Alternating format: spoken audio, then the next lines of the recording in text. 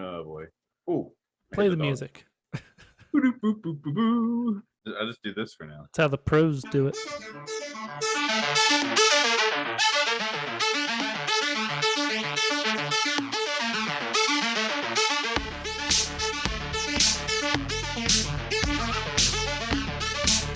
It's gonna be the best intro to the whole video right there.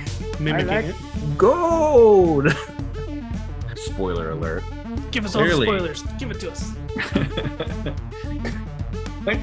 What? There it is. If that doesn't get the eyeballs on the YouTube channel, I don't know what will.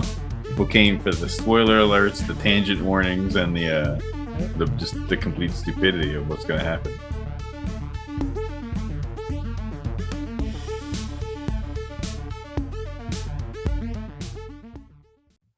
What's funny is when I think of one that's like, oh, this will be semi-obscure, and then you get it in like 2 seconds anyway.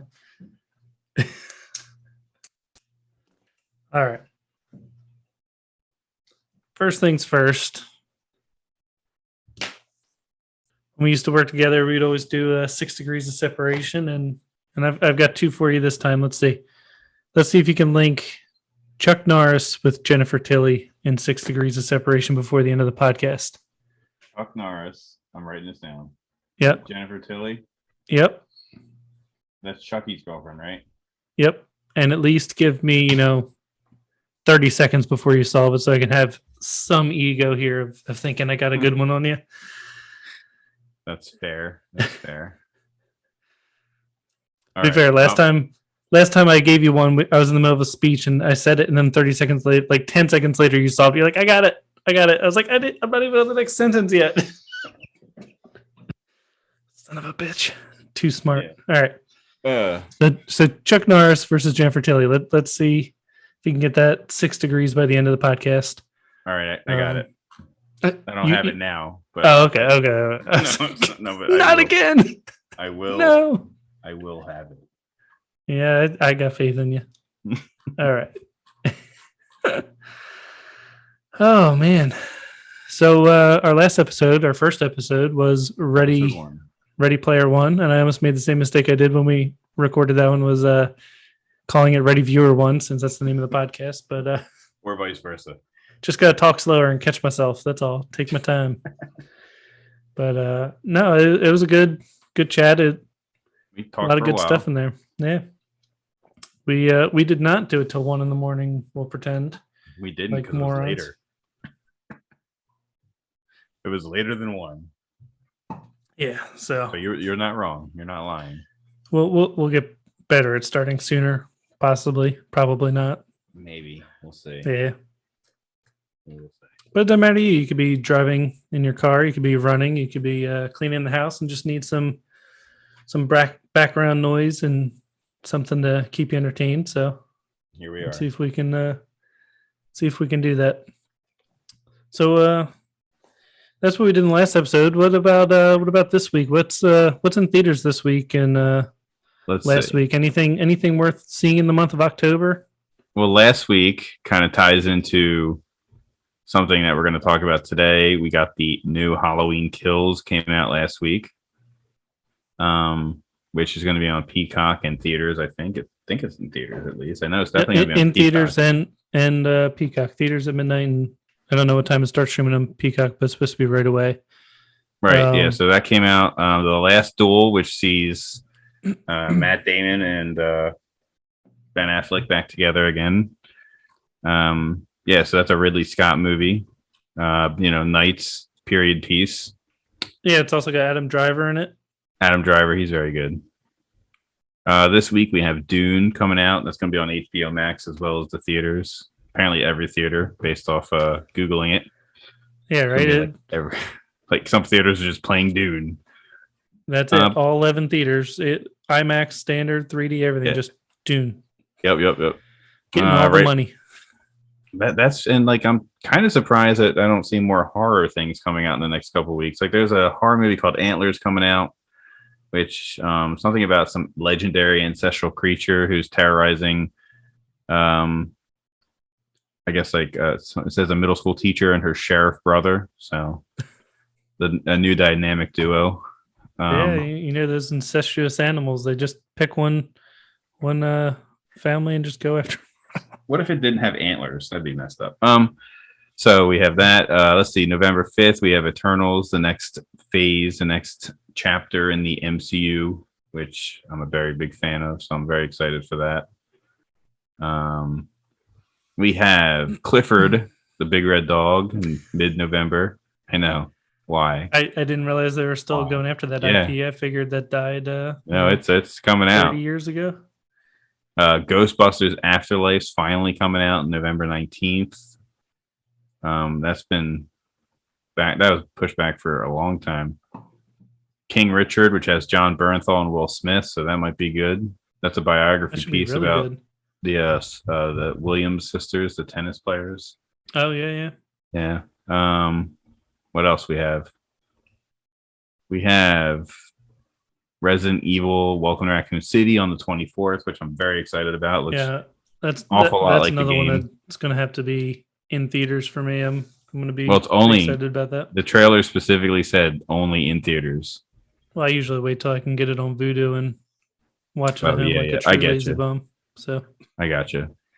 West Side Story in December. Spielberg, can't go wrong. Musical. Spider-Man, December 17th.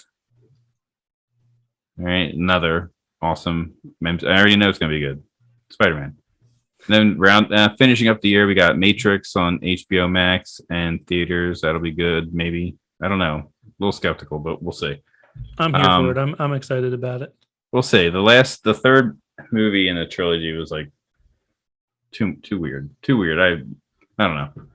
But I didn't rewatch them since they came out 20 years ago. So yeah, I tried rewatching the first one like a month ago or something when I saw the trailer for the new one, and it did not hold up. The special effects did not hold up well. But I mean, what do you want? It was 22 years ago or something like that. We have the prequel to the Kingsman, the Kingsman, which looks awesome. That's another one that got pushed back. The first Man of the King, Team of One. What? It's King's the Man, early years. It's the early years of the 20th century. It's like around the World War II, I think. Yeah, World War I, maybe. Let's see, Sing 2, the animated movie with the Matthew McConaughey, where he's the koala. Yeah, I loved the first one. I'm excited for that. And that's pretty much it. That's coming up for the rest of the year. I won't jump into January. We'll save some for another time. But that's what we got so far. Yeah, I like what they're doing this month with bringing back classic movies. Like you could go to the theater and watch Evil Dead's 40th anniversary after October 7th. They started doing that, and then 40 years. 40 years. Dude doesn't look a day over 60 either. Oh, okay. Yeah. Scream 25th anniversary after October 10th this month was started going to theaters. Yeah, that would have been cool. I didn't get that. Anybody's into action sports, the 35th anniversary of Rad on the 14th went to theaters, and you could rewatch that in its silver screen glory. But yeah, it's I like when they do that. I know Movie Tavern used to do like throwback Tuesdays or Wednesdays or something during the day where you can go and watch something from. I've seen a few things like that there. Yeah. I think I saw like Grease with the sing along with the bouncing bubble. That's awesome. That was pretty cool. I didn't realize they had a theatrical version, or did they just play like the DVD? I don't know. I just sat in the theater. No idea. You need to see some little pimply 15-year-old with a remote. No, I don't think so. Going through the menus to turn on the sing-along feature. No, none of that. What was the last time you went to a drive-in? A couple summers ago, we were up in New York watching the house sitting for somebody, and we went to see. I think it was Minions, and I think it was Fantastic Four, that terrible last one that came out. I don't remember. I don't remember, but that was the last time. It's been a few years. I don't exactly live near one. I know you do, but I mean, I feel like we're both the same distance from oh really? Walnut Port, PA. So actually, I was looking to see what their Dusk Till Dawn marathon was, and just saw on their calendar this is the weekend of the 15th and 16th, their last weekend of the season. Oh, But last weekend they did Venom and The Shining as their double feature. The Shining. 1980, The Shining. Oh my god, that would be so cool. And then the main screen was Addams Family 2 and Harry Potter and the Sorcerer's Stone. Oh, okay. It's interesting. But yeah, every year they do a Dusk Till Dawn marathon of like 4 movies. And, Right. But can't see what they did this year. So, oh well. Yeah. All right then. Yeah. But yeah, Becky's driving Walnut Port's always fun. I remember going there and putting the radio outside the car, and I think it was Scooby Doo when I went there, and they had like people dressed up in the costumes for the kids and stuff, and they had like a petting zoo come in, and that's cool.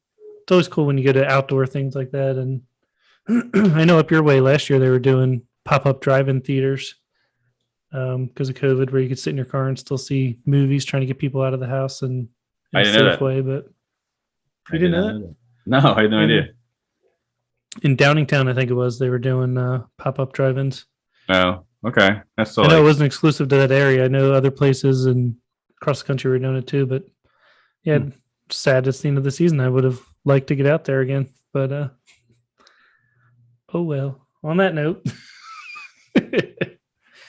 turned into Debbie Downer from SNL. Wah, wah.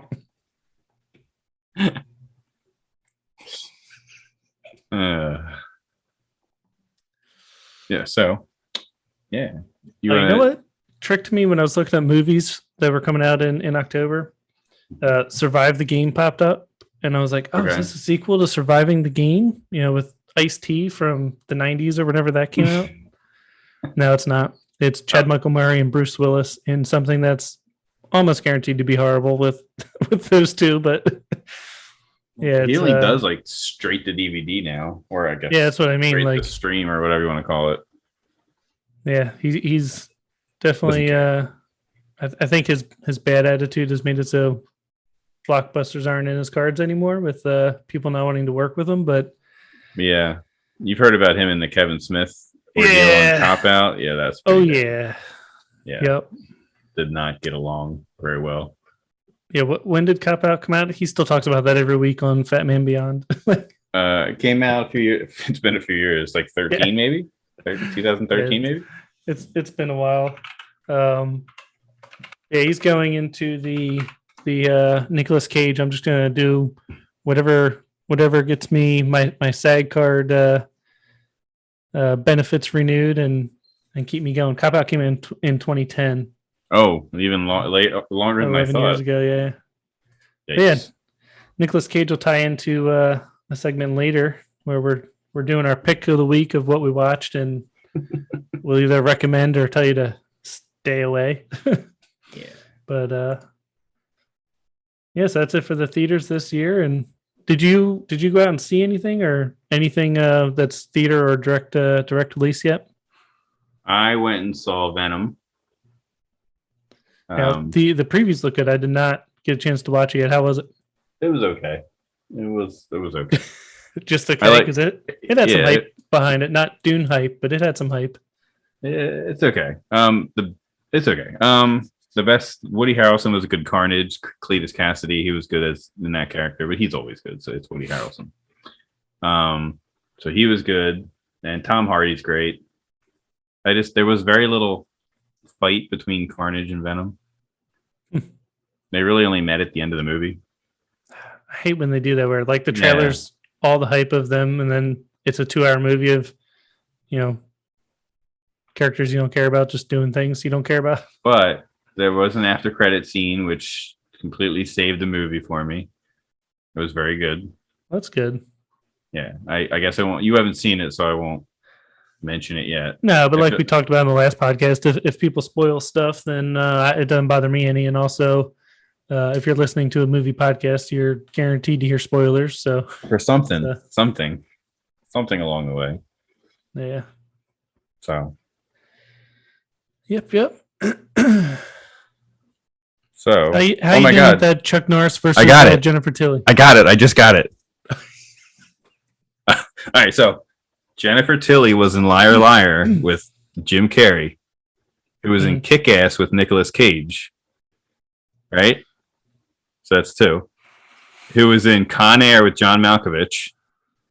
Who was in Red with Bruce Willis. Who was in Expendables with Chuck Norris. I think we need to revamp these rules. In what scene was Bruce Willis and Chuck Norris on screen together? Near the end during the airport shootout. Shit. Never said they had to be on scene together. You just said they said they. No, I'm thinking we need to revamp these rules and not just because they could have shot their scenes on different days and never even met each other. So we gotta be more stringent than we were when we were 20 years old. Yeah, I think I don't know. I'm pretty sure they share screen time, but like, there's definitely a scene where Chuck Norris is shooting people, and Bruce Willis makes a comment, I think, about him shooting people with something. I don't know. No, I believe you. I feel like I can picture that in the end. And look, we just tied Nicolas Cage into. Yeah, my movie today has Nicolas Cage in it. Yep. I actually almost mentioned Expendables when we were talking about movies that drag on, and I was gonna say they don't make enough movies where it's like Expendables or John Wick, where it's just we know what you came here for, and here's a whole lot of shooting and fighting and very little dialogue. We'll give you 2 pages of dialogue and 30 pages of martial arts and casual shootouts where only the bad guys get hit. Yeah, and you know what? It's okay. There's definitely an audience for that kind of stuff. There is. I just feel like it, as far as Venom goes, is if you're showing this big battle, you'd kind of maybe tease it in and out throughout the movie and not wait till the end. But they never do that with Marvel type movies when they're doing a big hype like that. It's always at the end. No, but when I say like Venom and Carnage meet at the end, but like Eddie Brock, Tom Hardy, and Woody Harrelson's character, they have interactions prior to that. Yeah, and they both know who each other is, or they're still trying to figure out who's. No, because they know. Well, I mean, it's in the trailer. I'm not. So this isn't really giving anything away, but the reason. Spoiler alert! Let's throw it up on the screen and. Well, fine if you want, but it's in the trailer, so it's not really giving anything away. Yeah. But he in the trailer, you see that Cletus Cassidy bites Tom Hardy's character on his hand, which for I guess he earned some of the symbiote by doing that, turning him into Carnage. Gotcha. So because of that, he knew who Eddie Brock was and who Venom is and the relationship and stuff. I mean, in the movie, he calls Venom father. Yeah. But I mean, like, the fact that this comic makes sense. rivalry has been going on for it went on for so long in the comics. And then the lack of Spider-Man just kind of makes it not as cool. Spider-Man's expensive, man. So last Sony week we were talking about Ready Player One. Last week we were talking about Ready Player One being based off the book and how different it was from the book. Yeah, which I've gotten a lot more movies, into. With the comic book movies, it's either they're strict on what the book is, or they're completely off and doing their own thing of certain storylines. And I know they, like Spider-Man, there's 3-4 different iterations, and each one's a different series of comics. What about Venom? Was that strictly one of the comic book series where it was a specific storyline, or is it something where they just took characters and made their own story? No, they pull a little bit from here, a little bit from there. I don't know the series for the comics, but he lives in San Francisco, Eddie Brock, and there's definitely a comic series where Eddie Brock lives in San Francisco. I don't know which one it is because I don't read a whole lot of comics, but they pull from here, Maximum Carnage. They definitely pull a little bit from that series. Yeah. So, but I mean, it wasn't a bad movie by any means. That ending, though, the after credit scene is what gets me really excited. So there's definitely a sequel, another Venom movie coming. Then, if there's after credit scenes, do they hint at merging it with another IP, or is it just going to be Venom? Do you really want to know? Yeah, I want to know. Is it going to be Spider-Man in the next one, or are we just going to be blue balled again with just Venom? Then I'm just going to tell you what happens then. So, spoilers for anybody who hasn't seen Venom, even though I'm sure you probably watched something on YouTube about this anyway. But so hold on. So, do you remember you've seen the new Spider-Man trailer, right? Where he's trying to get Doctor Strange to have hit. No, I don't think I did. You haven't seen the new Spider-Man trailer? I skip ads. Oh my god! So in the trailer for Spider-Man, they show Peter Parker going to Doctor Strange because they know each other now. They work together on the Avengers movie.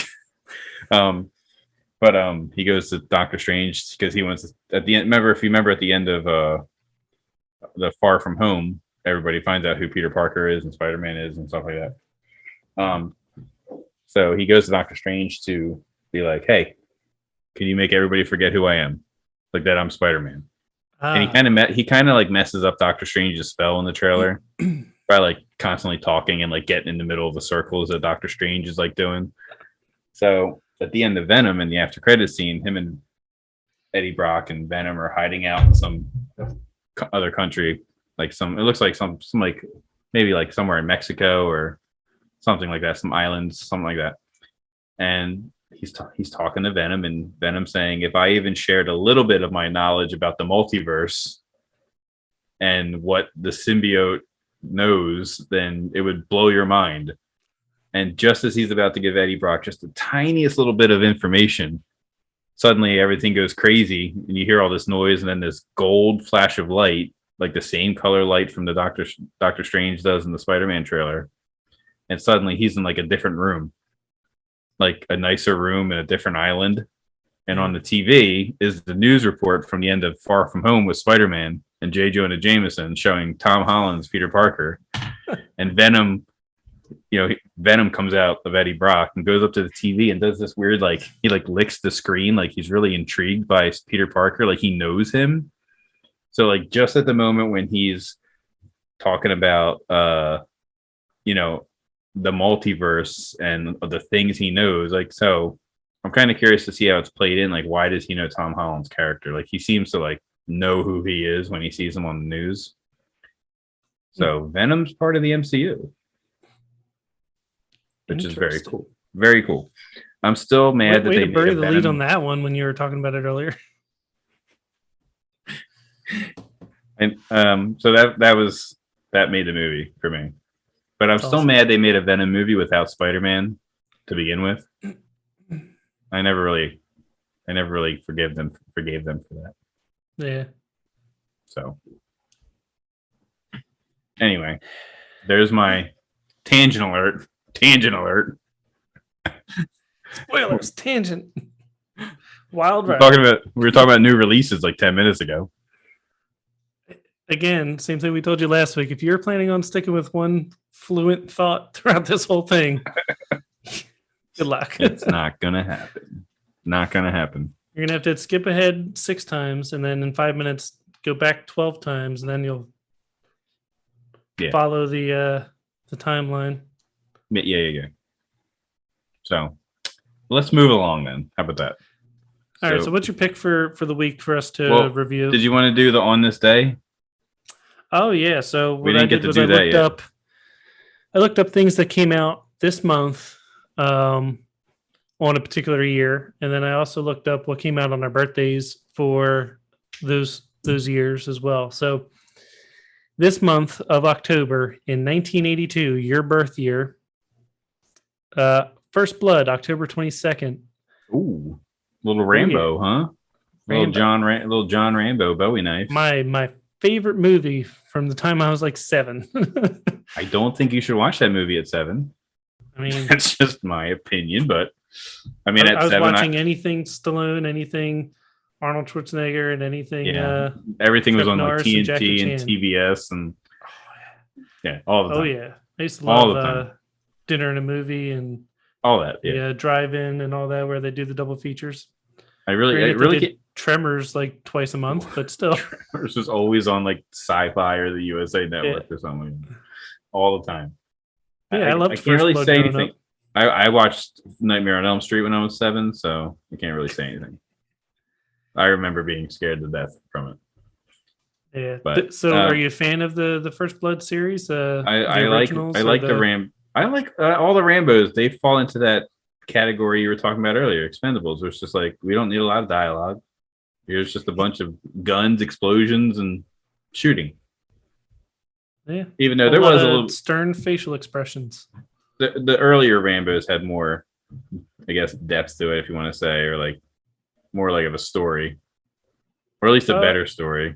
The first one they came out with after 30 years was where he's in Cambodia or somewhere like that and rescuing people from the village. That's a storyline. Yeah, more of a storyline than a guy comes home from war and is getting hunted in the woods. Like, yeah, I guess. But I just remember that in that one, like 30 years later, the giant gun he's shooting people and how it's like knocking them back. Like we didn't have to include that into the storyline part. That goes into our category of, all right, you guys stayed around this long. Here's what you wanted: people getting dismembered by a crazy large gun that he's holding with his bare hands. Like, all right, wait a minute. What else came out? So the other one of note for October 1982 was Halloween 3, Season of the Witch. That ties into my movie today. So kind of. It's funny in October how people just start going ham on everything Halloween, both the holiday and the movie series. Yeah. And everyone kept saying Season of the Witch, Halloween 3, Season of the Witch. And so I'm sitting here thinking, what, somebody took the name Halloween 3 and then they couldn't use it in the series? I didn't realize it was a part of the series until I looked up the Halloween franchise like release dates, and I was like, oh wait, that's literally the third one. Because you hear Season of the Witch, you're like, well, it's not Michael Myers. Some director cut in there so they couldn't use that Halloween 3 name or something. They thought maybe Halloween would be a good thing to do every year as just like a series, like Goosebumps. Yeah, where like then everything's Goosebumps, but it's a whole bunch of different stories. But turns out that Michael Myers is a big reason why the people went to see the Halloween movies before that. So, I mean, it's a good movie if you don't consider it to be like, when you stop thinking about the fact that Michael Myers is in it. He is in the movie. There's a part where I don't know where they're at. They're in like a shop or like a store or something, or maybe it's the hotel room, but Halloween is playing on the TV. The original Halloween movie is playing on the TV. So he is technically in the movie. I was about to say, you better update this Wikipedia article, because it says Michael Myers does not appear in Season of the Witch. He does. He doesn't. He's on the TV, like, because it's a movie. But yeah, it's a good movie. It's a crazy movie, actually. It's very strange, but it's a good movie. Yeah, it was interesting. Somewhere in this article on Wikipedia, it says that it was originally going to be a different character every movie. Like you said, it was going to be 3 stories or whatever, where it'd be Halloween would be the main character, and it'd be different people terrorizing the cities. Yeah, just a different story, like involving some kind of horrific, kind of scary thing, I guess. Yeah. But Season of the Witch, it's a good movie. Those masks actually pop up in the background of the Halloween movies after that sometimes, like the mask from that movie. So it's a neat little. I got a little tidbit for you here. Okay, go. How much do you think the budget was for the first Halloween movie? It was $500,000. No, it was $325,000 in 1978, which in today's money is like what, $2 million? It made 17 million, right? It made 70 million worldwide, 47,000 in the US. And I think the year it came out, I think at that time, I don't have on the date. I just have the cumulative. Oh yeah. But what I was going to get at is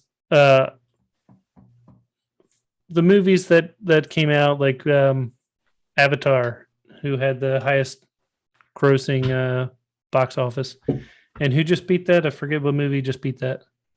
Avengers, I think.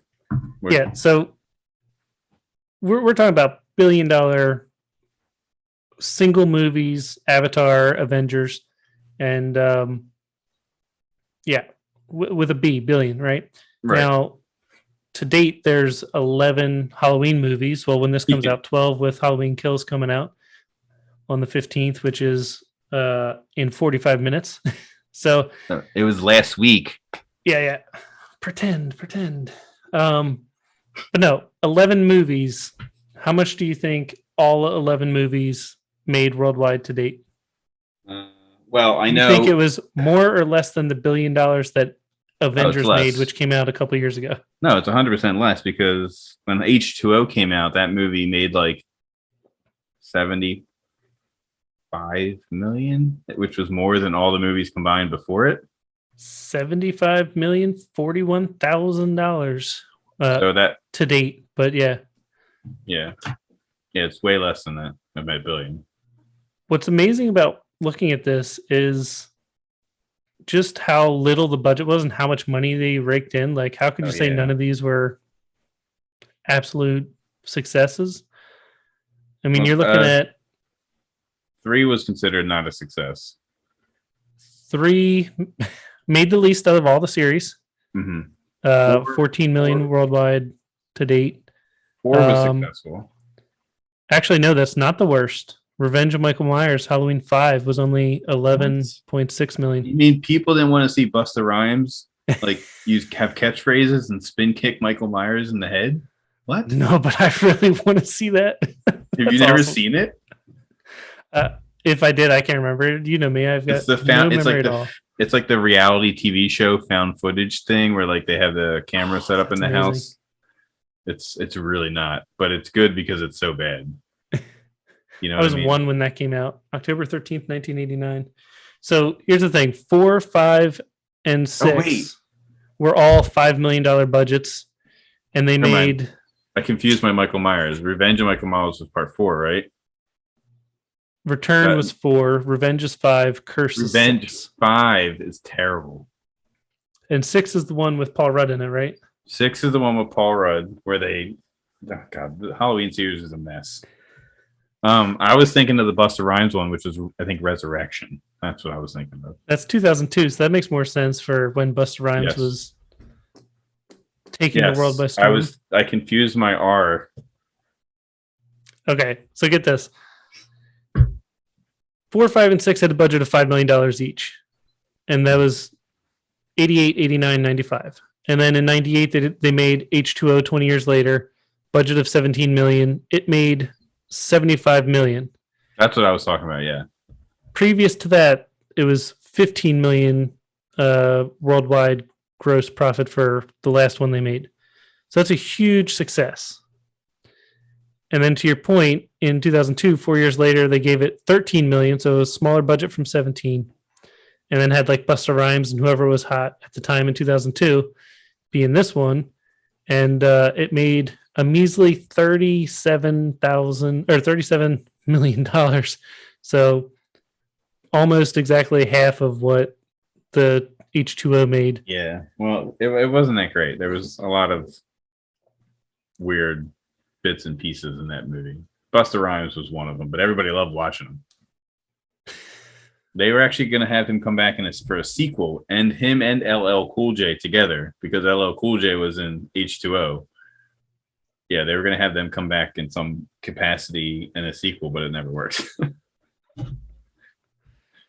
I don't know. I would have watched it. I loved when he did Deep Blue Sea, and he was hot in the 2000s too. He was in everything. He was good in H2O, which I really enjoyed H2O. I thought that was a good movie. But, I mean, nothing since the first Halloween matters anymore, since the last Halloween came out in 2018. They erased everything after Halloween 1. I thought they referenced like 1 and then 4 and 5 or something. I thought they referenced 2 somewhere in the middle. No? No. So you just have to watch the original Halloween and then the one from 2018 to be Correct. caught up on the storyline for Correct. Halloween Kills that just came out. Because if you think about it, like, all right, so Halloween 4 has a little girl, Jamie, who is Jamie Lee Curtis's daughter, but she's dead, right? So 4 and 5 have this little girl who dies in the Paul Rudd one, right? Different actress, but that character dies in Paul Rudd and the Paul Rudd movie. And then H2O comes out and it just erases everything before that until up after. So Halloween 1 and 2 happened, and then H2O would be the next one. Because now she has a son, Josh Hartnett. And then Resurrection. They were really just grabbing whoever was big in the box office and trying to throw him in. He was pretty young then. Might be one of his first things. Might be. I think it was before the Faculty too. And that's why it worked in H2O with making 75 million. And then when they tried to do it a second time, it cut it in half. Everyone's like, "No, we saw this hoax. We're not in it." Yeah. And then Resurrection came out, which didn't do anything, and then they just said, "F everything. None of the other movies matter. This is a sequel to Part 1." The original. And then your favorite in 2007 was the Rob Zombie one, right? Stop. So each of the Rob Zombie ones, 2007, 2009, they had a budget of 15 million. The first one did 80 million, and the second one did 40 to date. The second one is terrible, like god awful, terrible movie. To tell you how much people were excited that he wasn't doing Halloween in 2018, they cut the budget down to 10 million since Rob Zombie, took He it didn't want to do it either. From an $80 million franchise down to 40. So with the new one, they gave it a $10 million budget. It has made $255 million on its own. Crazy, right? Out of a $10 million budget. I liked That's it. Huge. I mean, I know a lot of people have a lot of problems with the 2018 one, but I liked it. I enjoyed it, but I enjoy everything. That's why I'm here to tell people it was good. And then you're here to be like, it was, but here's what was wrong with it. So, do you know who wrote the latest, the last two Halloweens, the one that 18 and the one that just came out? I can tell you by scrolling Danny up on McBride. this. I was trying to think of Danny McBride's name to put instead of Jennifer Tilly, and I couldn't think of his name. That's exactly who I was trying to think of. He wrote the Halloween movies. I see that he did. Yeah, Which is weird. That's so all weird. three of this trilogy. When I first heard that, I was thinking, like, you mean Eastbound and Down?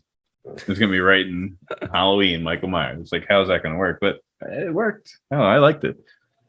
So, how do you feel about the producer being the same as the Rob Zombie movies, Malik Akkad? Well, so Akkad's father was the guy who owned the rights for Halloween up until like 2005, I think, and him and his daughter were killed in an explosion, like in some other country. I think wherever, like maybe Jerusalem or Pakistan or something. I don't quote me on any of that, but I know he died. There was an explosion, and him and his daughter were killed. So his son took over the producing rights. So he's only done the last couple. It's fine. I mean, it's fine. Whatever. That doesn't. Yeah, it's not like he was in the screenwriting process making the one that you hate. So I'm just glad Rob Zombie didn't come back. Yeah, he is not in any of the credits on the new trilogy. So no, he is not. I don't think he wanted to do it. So I think I read somewhere he didn't want to do a third one. I could be wrong, but yeah, I mean, when your first one's a hit and the second one, everyone said, well, we didn't like this one. We're not going to see. Second one, like I didn't like the first one he did at all, but the second one was so bad. Yeah, it's bad. I feel like that's how a lot of his trilogies are. Like the first one sucks you in, you're like, all right, this isn't bad. I can get in this, and then it just quickly goes downhill on. Well, I thought Devil's Rejects was better than House of a Thousand Corpses. Yeah, but the third one in the series I didn't enjoy it at all. Wait, what was the third one? What was it called? I don't even remember. I think I watched it, but I didn't really care for it. I'm looking it up. It was 3 from Hell or 31? Yeah, that's it. 3 from Hell, right? Yeah, that's it. Yeah, 31 was weird too. I think he tries too hard. That's why I don't like his stuff too much. I think he tries too hard to 31 be was like. where he went to the ghost town, right? Or was that 3 from Hell? Oh, that's 3 from Hell, I think. Yeah, It doesn't matter. yeah, I wasn't a fan. I think he tries too hard to be over the top, and it doesn't work for me. It doesn't work for me. There's plenty of things we could have. We could have a whole podcast episode on me not liking things that try too hard to be what they are, and I could talk forever. And I'm sure the people that would find a podcast like this interesting would agree with you on those small details and be like, "Tell me more." You know, that's our audience. That's our. You heard it from him. Yes, all you movie nerds, come join the club. Yeah. So you want to talk about your pick or my pick first? Now let's go with your pick since we're on the Halloween topic. Okay. So I chose the 2018 Halloween because when we started setting this episode up, I was very excited to see the new Halloween, which we could talk about later at a different time. But I chose the 2018 Halloween. I thought it was a good movie. I know it has a lot of grief from people, but I mean, you gotta think. Lots of people were excited to see Laurie Strode come back, or Jamie Lee Curtis. So 2018, David Gordon Green, which I'm sure if anybody watching this probably has a good idea who that is. He's done some pretty good stuff. He's done, what was it? Yeah, he's working on the Hellraiser series right now. There's a third Halloween in the trilogy coming out, but he did Vice Principals on HBO, if you saw that. He did Eastbound and Down, which makes sense because Danny McBride. He did Pineapple Express, Your Highness, a lot of comedies before he got into the whole world of Halloween.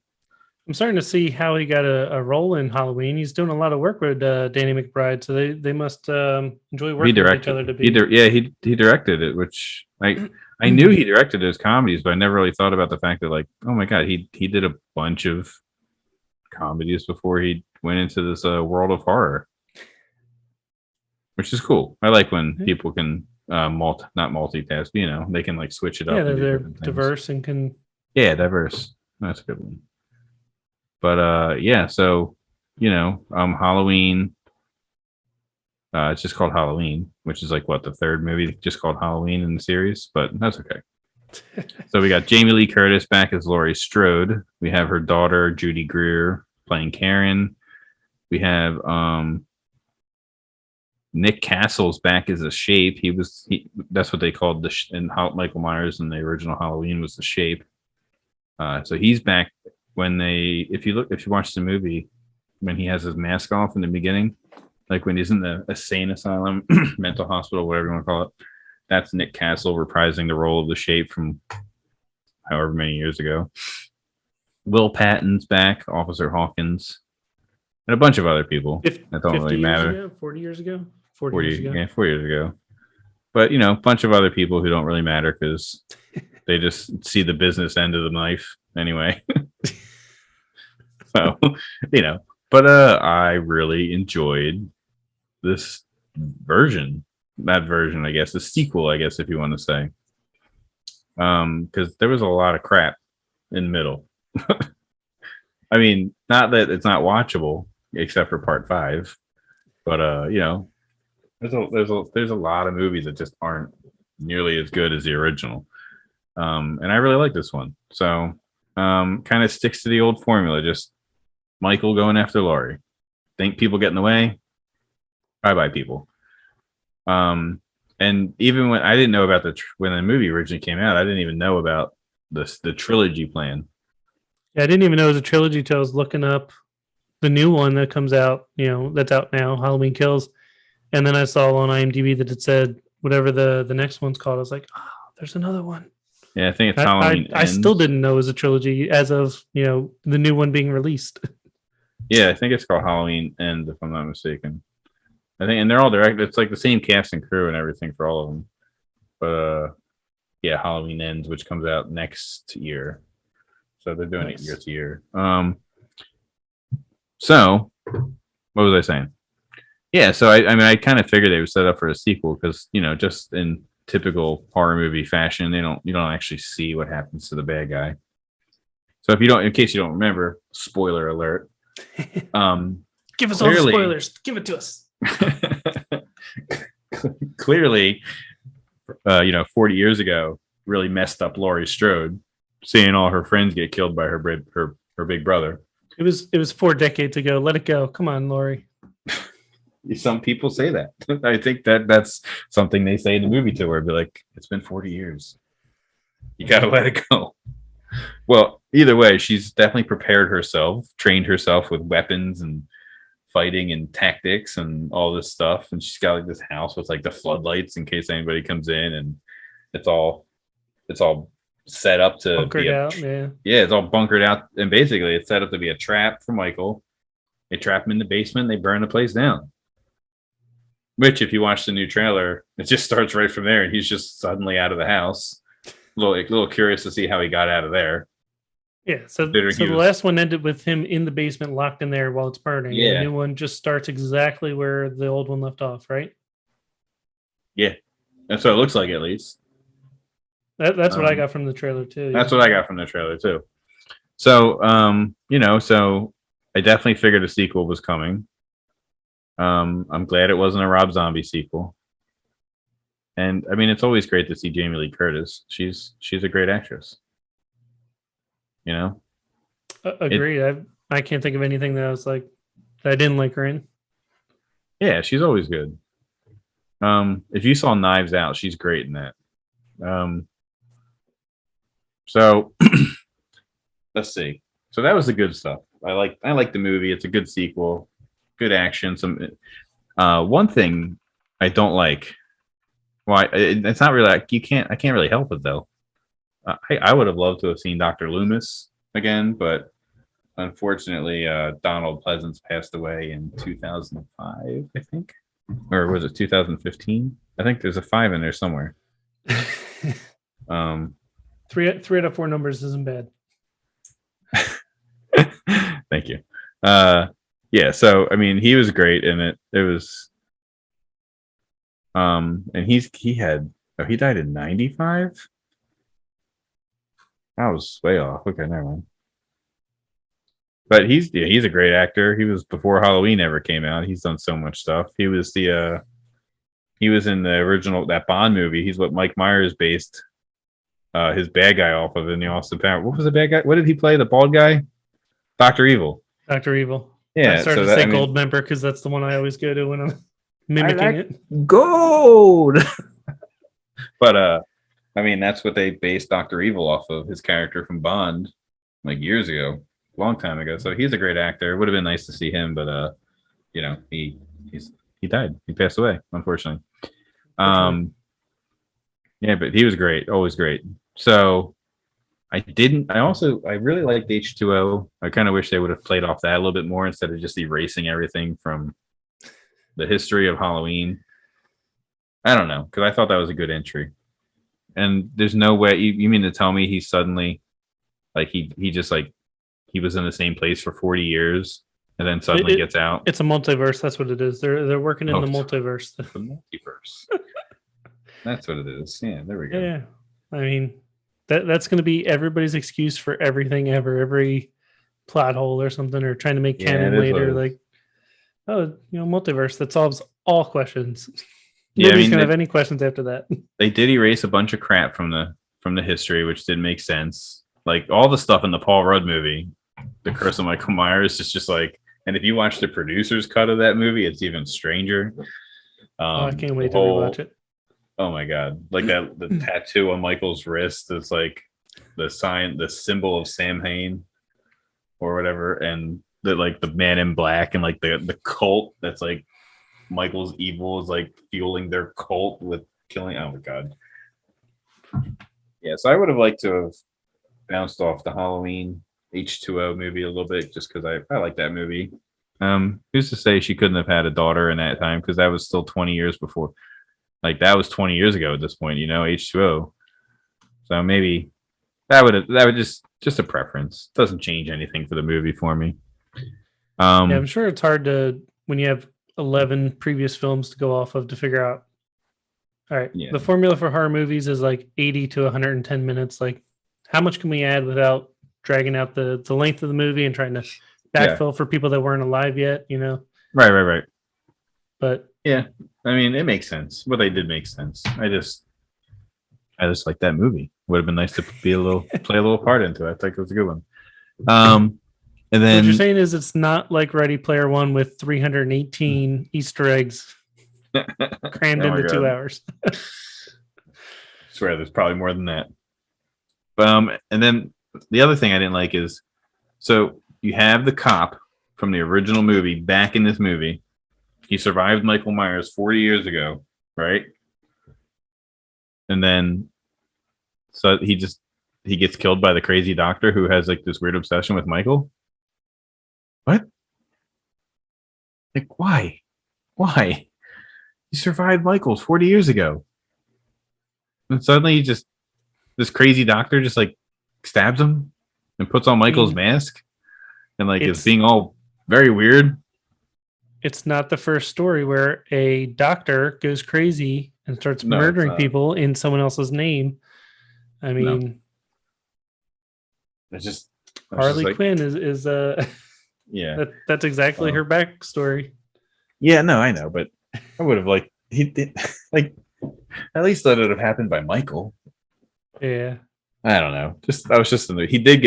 Michael did kill the doctor. It was pretty gruesome. He stomped on his head and it was gross. Honestly, he had to come and trying to steal. Oh yeah. Steal Michael's limelight. Tried to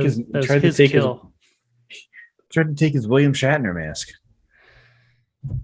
But good movie overall. I enjoyed it. It was a good little comeback to the series. What did you pick? What did you pick this week? Well, with Halloween 2018, is that streaming anywhere? You have it listed as Voodoo, and I think when I searched, it's not all of them are streaming everywhere, and that's one that doesn't seem to be streaming anywhere. Oh, I watched it on Voodoo because that's where it was. Yeah, I mean that's where I had it. It looks like if you're trying to catch up on the 2018 version before seeing Halloween Kills, you'll have to purchase it or rent it at this point if you don't already own it. But yeah, I enjoyed it thoroughly, and yeah, I'm looking forward to the new one. Yeah, definitely, it looks good. And if it follows the same path as the 2018 one, then I think we're in for a good time. Definitely. Cool. Stay tuned at the end of the episode, and you'll hear us talking about the new one. Yeah, definitely. My pick was a beautiful gem on Hulu. Gem, beautiful. Okay, I'm sorry.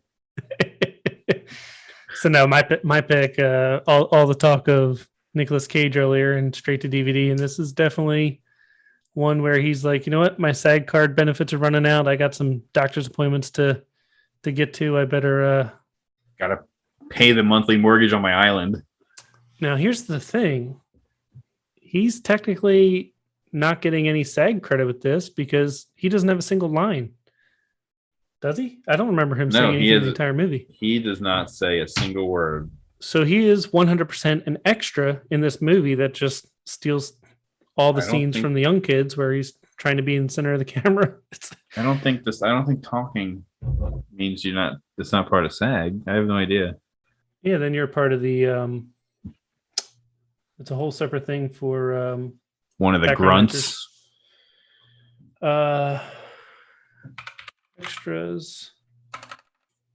See, it used to be in SAG, you had to have a line of dialogue, otherwise you're a background actor, and they didn't have to pay you the daily rate. They just had to pay you, the lower background actor rate. I guess since he's the star, it doesn't matter though, because he's still the main component of the movie. I mean, if you're an up and coming director, maybe that's how you get a big name. Is like, well, look, you don't have to say any lines. You just show up for 2 days, and we'll give you what we can afford or something. Or maybe he laughed at what they offered him for salary, and he's like, yeah, maybe if I don't have to say any lines. I don't know. He probably thought it was like such a challenge too, because he's like a weirdo. So Willy's Wonderland is on Hulu if you want to watch it. It's an action horror movie that came out this year, 2021, and it's an hour and 29 minutes of A silent, very Nicolas very Cage. interesting choices, and but don't worry, it's not all bad. We'll get into it. So, And if you're a fan of Vine, there's a Vine star in it. He's in there. If you remember Vine. I'm sure all of the teenagers in this were somebody that kids would know that I've just aged out of following and paying attention of who these kids Maybe. were. So Maybe. I'm sure they're all millions of followers on TikToks and all that stuff. So Oh, I'm sure. yeah, so Willy's Wonderland is a loner, Nick Cage, wages war against possessed animatronic mascots while trapped inside Willy's Wonderland. Keep it together over there, man. An abandoned family fun center. So the interesting thing is just every part of this is like it was so close to figuring out what a good movie would be and then just shitting the bed completely. It's like it starts out with him driving down the road, and then obviously when all four tires blow out in your car, you know something's up. But no, he just gets out of his car and it's like, oh shoot, my tires are flat. I Didn't guess seem to care at all. I'll just walk into town and find someone to fix it and get a tow, and whatever he does to get to the tow place. It's like, you didn't find any of that fishy that you're on a big open road and somehow all four tires blew out at once. Like, No, did not. hey, on your brand new muscle car. So Oh my God. yeah, he either didn't know or didn't care. The only thing he removes from the car, he doesn't care about any personal effects other than a potato sack full of energy drinks. Yeah, It's reminiscence of Jolt Cola from the 2000s. Like, oh my God. so again, you know, at this point you're 5 minutes into the movie and not a single word said. He's getting into the tow truck. The tow truck driver's yapping. There's no responses, just, you know, shared glances. Mm-hmm. And then, oh yeah, I admire a man. A few words, blah blah blah, stuff like that. But no clarification there on his thoughts or opinions on anything. He's just along for the ride, I guess. And then, so yeah, the next thing is they say, all right, yeah, your tires will be $1,500 or whatever it is. And then, oh, credit card, yeah, we don't do that, cash only. And then Nicolas Cage glances over and there's an ATM, and he's like, oh yeah, ATM doesn't work either. So he's like, well, you don't have any cash? Oh, well, we've got something you can do, which is the most backwoods thing. Yeah. Somebody says that, I'm like, you know what? You can keep my car. I'll report it stolen. I'm gonna get out of here right away.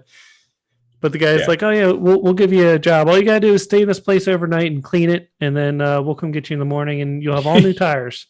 Yeah. Because that's a cleaning wage in a bodunk town, is, you know. And I love how $1,500 or whatever it is. the stuff he cleaned off with like a spray bottle is just like never gonna happen. Like, he was like graffiti in the bathroom. He's just like, bathroom looks like it was repainted when he's done. yeah. Yeah, there's that. He keeps cleaning the same poster. Like, he only cares about cleaning the one poster on the wall. He'll clean a poster in the main area, and then he'll go clean the kitchen, and then he'll come back to that poster, and then he'll clean something else. And and he also swept the floor before he cleaned anything up high. So all the dust from that's going to be on the floor now. He's going to have to sweep again. Needless to say, he's not the best handyman cleaner guy. It looked amazing. It looked amazing somehow, because all he was doing was drinking a knockoff Jolt and playing some pinball. God. Like, literally, if you were to cut out all the scenes that weren't him playing pinball, it was probably like 15 minutes of the movie. Him just sitting there slamming into the pinball machine and drinking his soda. His watch beeps. Yeah, he was like really into that pinball machine, like maybe too much. Yeah, as they're pulling up to the thing, the guy's making a joke like, don't forget to take breaks. So his watch beeps and he sets a timer for 15 minutes and drinks his soda and plays pinball, and the world could be blown up around him. And, you know, in scenes it does, and he just doesn't care. He's just going to keep playing his pinball till his break's over. And then, you know, back on the clock. Now I'll tend to whatever's going on around me. It was super weird. Super weird. Yeah, he spends all this time cleaning the bathroom, and then one of the animatronics comes in, and they get in a huge battle, and the whole thing's destroyed. Sinks are ripped off the walls, doors kicked in. Like, Yeah, doesn't like care.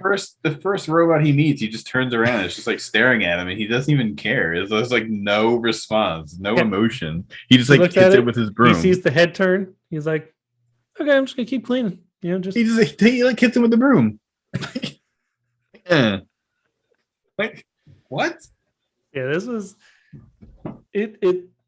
Like I said, the script was probably like 5-10 pages because he doesn't talk the whole movie. There's a good 20 minutes before any other person comes in, so it's pretty obvious that it's a COVID movie where you can't have people within 6 feet of each other and more than 4 people in a single scene and all the COVID rules they had. Like it shows, but yeah, the most amazing thing is, you know, other people are talking in the movie. He's not saying anything. There's no input on what he's thinking. They don't talk about why he's got the sodas and why he's got to have them every 2 hours, whatever breaks he's taken. And it gets to the point where these teenagers break in to try to burn down the place because of the curse of the animatronics. Yeah. And they're the falls ones through that set up and he just looks at her and keeps cleaning. And then the other teenagers come in and are falling through the roof and stuff. And he just ignores them and works around them. And they start getting in fights with the animatronics, and he just doesn't care. He's playing his pinball machine while they're all getting brutally attacked. And then it's just like one thing after another where it's like you could have had a movie without him in there and it would have been the same movie. It's just and they're the ones that made his car tires pop. They wanted him to go there to get in. Yeah, so the owner of the place and the tow truck driver are in on trapping people by, you know, blowing out their tires and getting them to the animatronic place to clean it overnight, which I feel like the other people had to be harder to convince than he was, because he just got in the car without saying a word and just did whatever they said. Like, yeah, right.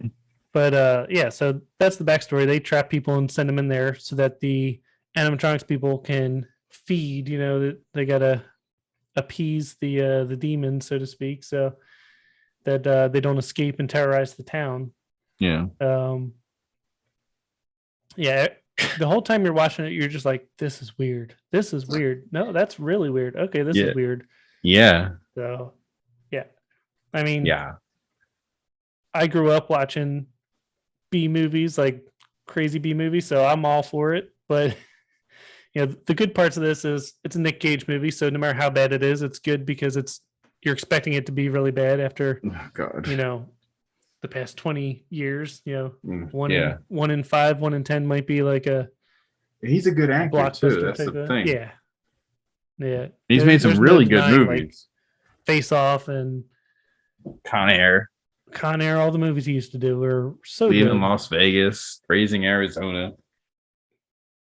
Great actor. Like Drive was a good movie. Now he's just renewing that SAG card so he can get his benefits for his annual checkup. Is what I really think it is. Like, I don't know. It's hard to say somebody's not phoning it in when they're like, you know what? I don't need any lines this movie. I'm just gonna, you know, play some pinball and drink some soda. Well, I read like somewhere like the trivia about the movie. It was just like he was really protective about the script. Like he like babied it. It was just like he didn't want them to give him lines. It was very weird. Yeah, I mean the good thing is it keeps you thinking. You're not sitting there bored because you're trying to figure out what the hell's going on. Yeah, it's, you know, not crazy CGI. The practical effects were mostly okay. They were, you know, okay. If you didn't know there was going to be spoilers, spoilers. But so there's these animatronics, and I know where you're going. One of them is just a lady with a bear head on, or like it's literally like ballerina shoes and a white tights. It's walking like they're a robot, but it's clearly a girl just walking terribly, like they don't know what a robot's ever walked like. I mean, the actual other robot animatronics walked like people, but she can't. Like. They just look like Yo Gabba Gabba costumes. Yeah, but that one was just the worst. The other ones were just bad. It was covering just the everything, head. but just the head. Like, yeah, I mean, practical effects were okay. There's generous blood squirting everywhere and robot mutilation. Yeah, he's ripping their spinal cords out of their head and stuff like that. Even though Robot mutilation band name. oh yeah, that's awesome. That's gonna be the name of the episode. People are like robot mutilation. Click on it. And it's gonna be an hour of Halloween talk and 30 minutes of robot mutilation. Just so Willy's Wonderland. I labeled the good being it's a Nick Cage movie, but I also labeled the bad being it's a Nick Cage movie. So it barely explains accurate. Anything. The script is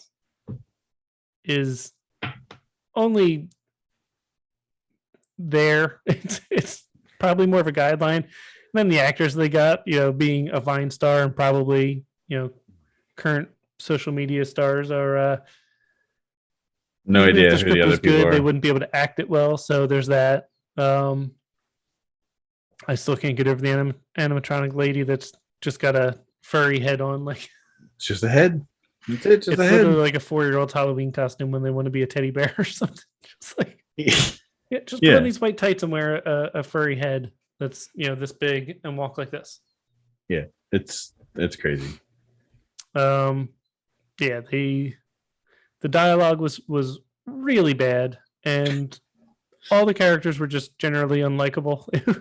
Like, I wonder if I was the only person to make it all the way through, but I'm sure plenty of people watched it. I'm sure there's other people like me that live for the bad, but it was tough. Yeah. Every time you thought, this can't get worse, and then you're like, oh, it's getting worse, and then you're like, oh wait, he just ripped a spine out of a animatronic, so I'm back into it, and then like just goes back to dialogue. You're like, oh yeah, can we just go back to blood squirting all over the room? Because he would like kill a robot. This movie had for it, going for it. Killed a robot, cleaned it up, and then just went back to what he was doing. There was nothing to him. Didn't even matter. Like after he rips out the spinal cords, he just stuffs them into bags, like chops them up and puts them into trash bags. There's trash bags building up by the door. What? Yeah. It's weird. Very weird movie. If you like B movies with generous blood squirting and robot dismemberment, then check it out. It's worth watching if you're into terrible movies or just like Nick Cage movies, whether they're good or bad. Yeah. What's funny is after the movie was over, Hulu does, suggested for you. And the next one was called The Hug. I was like, what? And I clicked on it and found out it was a 5-minute short. It's basically an indie movie of the same thing. So oh my God. It's a animatronics place that's not shut down yet. And this kid's having a birthday party there, and he wants the Chuck E. Cheese style doll to sing him a song or whatever, his birthday song. And the machine says on break. He's like, no, the person running it's like, the what's his name is on break. He needs breaks too. He's on his lunch break. So let's go eat pizza and cake. And so everybody gathers to eat pizza or cake or whatever it was. And then the kid just turns around and goes back to the stage and opens the curtain and starts the machine himself. And then, the animatronic's like, give me a hug without any words. And, the kid climbs up there, and all of a sudden it's him squeezing the life out of the kid as the curtains are crawling. And, he turns into like a scary faced animatronic and stuff. But this 5-minute short had a better script and better acting than the 89-minute Nicolas Cage blockbuster. So that's good. That's funny. Yeah, it was interesting. So, I mean, if you're really into movies, the director of photography had done it really well lit shots and good decorations. It definitely looked like a rundown animatronic type of place. Either probably was like an old Chuck E. Cheese or something. Yeah. I was gonna say either Chuck E. Cheese or Disney. I was like, I don't think I want people from either franchises calling us because we're comparing it to this movie. But hey, that's what it is. Yeah, it was shot well. It had great lighting, and the practical effects were good. You didn't see the hoses where the blood was squirting out. It's not like anything that terrible, but no, it was was good. Ish. Yeah, it wasn't bad. Not bad. It was so bad. It Not was the good best. type of deal. Yeah, definitely a so bad it's good type of deal. Not the best, but it was watchable. Yeah. So Hey, man, we did the thing. what You thing? did your pick. I did my pick. We did 6 Degrees. I mean, I think this one's in the bag. Yeah, I think we did. So we We're should done before midnight by 1 minute. let's like sign out or let's like say bye and all that stuff. Yeah, man. Or we can, do the Irish goodbye that my daughter's obsessed with. Just walk off camera and let it fade to black. No, I think we should do it the right way. We will be at her cousin's birthday party. She's like, "Hey, let's just Irish goodbye it." And I'm like, "No, we literally got to walk past everybody to leave." She's like, "That's the point." I'm like, "Just say bye to your cousins." That's funny. That's funny. Thanks for listening. Be sure to subscribe, leave comments, and tell us who you think our next 6 degrees of separation should be. They'll be recurring, so it doesn't matter if you put it on the first episode or the latest episode. We'll add them all to the list. We'll do our best. Yeah. Thanks. I'm again. hoping the comments just come flooding in and we Yeah, can't keep track of everything. Our viewers going to be mad crazy typing away. It'll probably just be Viewer a lot one, of like we're waiting on you, viewer one. that's what they're Get the comment. be a lot of that. I hated Halloween 2018. It was such a What a bad movie. he's too old to be doing this role. Rob Zombie was way better. Blocked. Blocking you. Yeah. Rob Zombie. Hey, get the conversation started in the comments. We're here for it. So, Yep. all right, we'll see you in the next episode.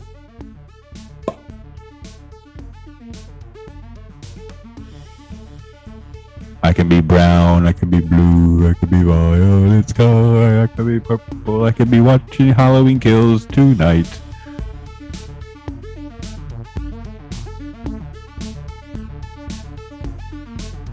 Hey, man. See you.